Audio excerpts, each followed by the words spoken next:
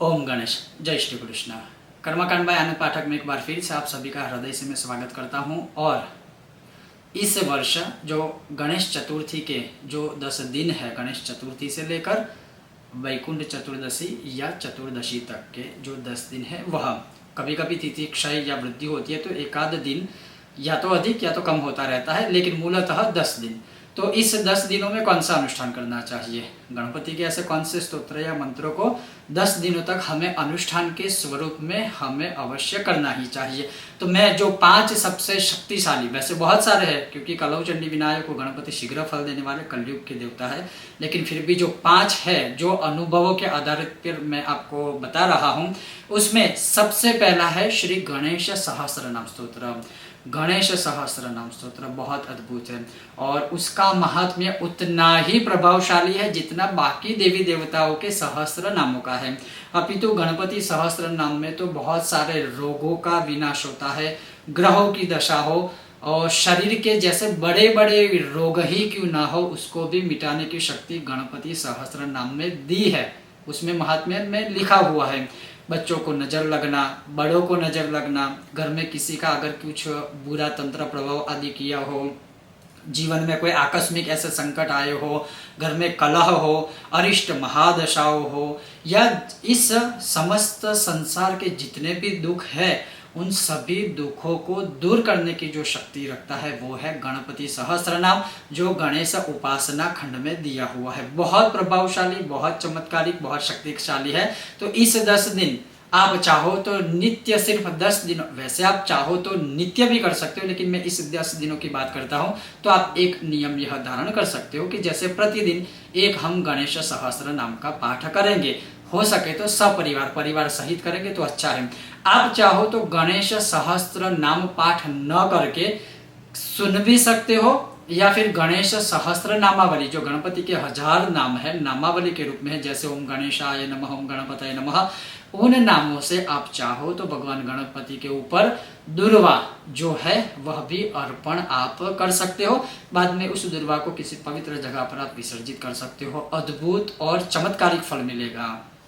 दूसरा, अथर्वशीष, श्री गणेश अथर्वशीष बहुत प्रचलित है, बहुत प्रसिद्ध है। बहुत लोगों ने अपने जीवन में अनुभव में ही इसका महात्म्य या इसका पठन, इसका श्रवण, इसका यज्ञ, इसका अभिषेक सर्वस्वर करके अपने जीवन में बहुत सारे अनुभवों को प्राप्त किया है। इसमें कोई भी संदेह नहीं है, निसंदेह है।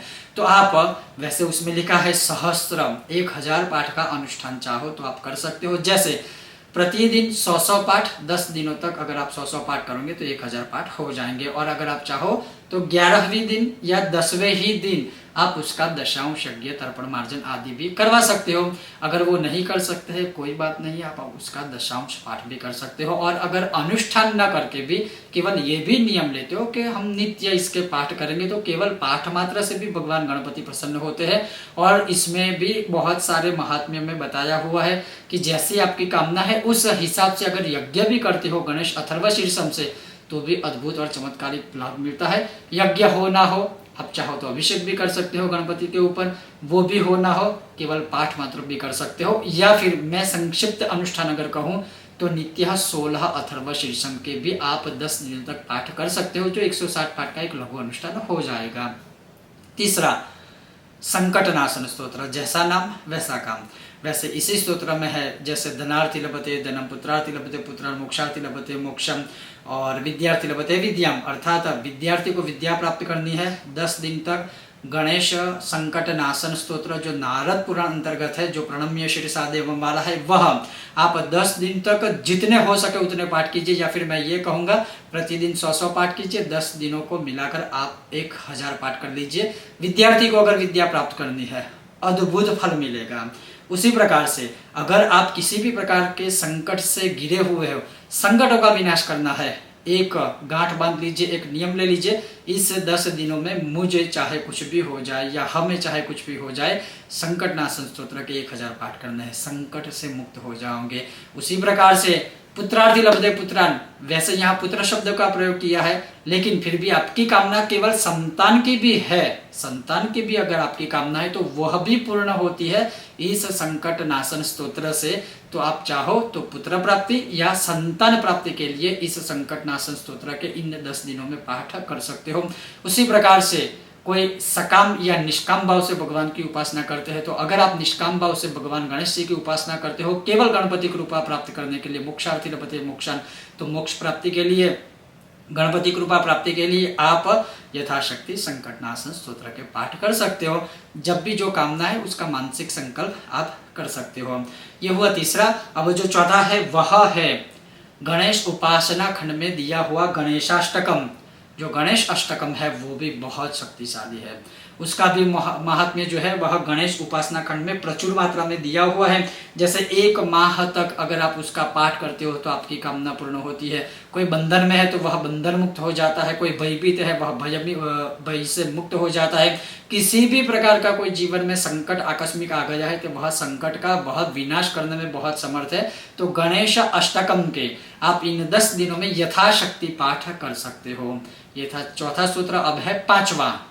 और इसी प्रकार से आज के ज़माने में बहुत चिंतित लोग हैं, अनेक प्रकार की चिंताएं सबके जीवन में रहती है। उसी प्रकार से एक और स्तोत्र है जो है मयूरेश स्तोत्रम, मयूरेश गणपति स्तोत्रम या गणपति मयूरेश स्तोत्रम। इसके भी यथाशक्ति पाठ करने से चिंता एवं रोग विनाश हेतु, उसमें लिखा है चिंताएं भी दूर होती है जीवन में, चाहे संकट हो या किसी भी प्रकार की चिंताएं हो, आदि हो, व्याधि हो, उपाधियां हो, मुश्किल हो, चाहे कुछ भी हो, या फिर किसी भी प्रकार के रोग के निवारण के लिए मयूरेश स्तोत्र जो है वह भी आप इन 10 दिनों में कर सकते हो। तो ये जो 5 मैंने आपको स्तोत्र बताए हैं यह बहुत शक्तिशाली है। वैसे मैंने फिर से आपको रिपीट करके कहना है कि गणपति के सभी स्तोत्र या मंत्र शक्तिशाली ही है, लेकिन मैंने आज जो यह वीडियो बनाया उसमें स्तोत्र की बात कही है। तो अवश्य आप चाहो तो स्तोत्र का अनुष्ठान करके भी इन 10 दिनों में अपनी मनोकामना पूर्ति कर सकते हो। ये था एक आज का विषय और वीडियो। ऐसे ही कोई अलग अलग वीडियो मैं लाता रहूंगा, अवश्य बने रहिए और देखते रहिए कर्मकांड बाय आनंद पाठक। आप सभी का हृदयपूर्वक धन्यवाद। जय श्री कृष्ण। ओम गणेश श्री राम कृष्ण हरि।